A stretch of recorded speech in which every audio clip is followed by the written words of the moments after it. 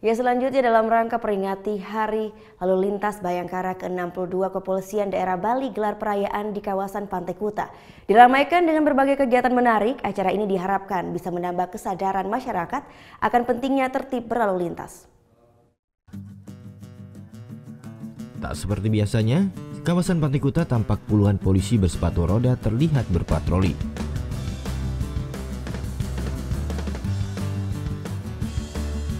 Berbagai peringatan keselamatan lalu lintas pun terlihat di sepanjang jalan. Ya, inilah bagian dari perayaan Hari Lalu Lintas Bayangkara ke-62.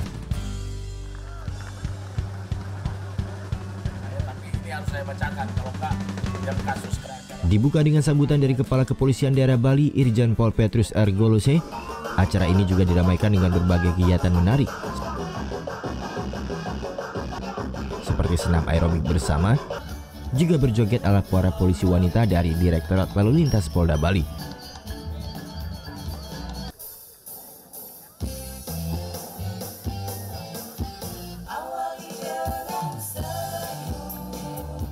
Tak hanya sebagai perayaan, acara ini pun diharapkan dapat meningkatkan kesadaran masyarakat untuk lebih tertib dalam berlalu lintas.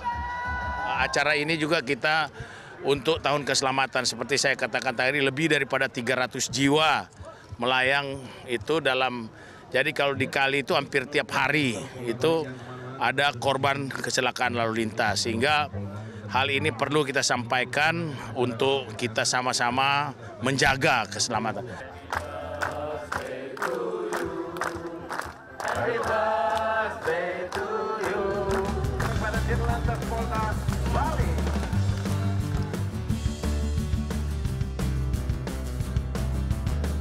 Selain pemotongan tumpeng dan pelepasan balon, di akhir acara Kapolda Bali pun memberikan apresiasi kepada anggota Ditlantas Polda Bali yang berprestasi.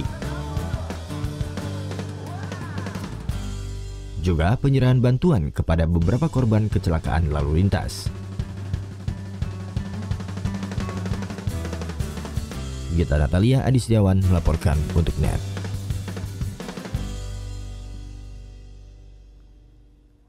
Thank you.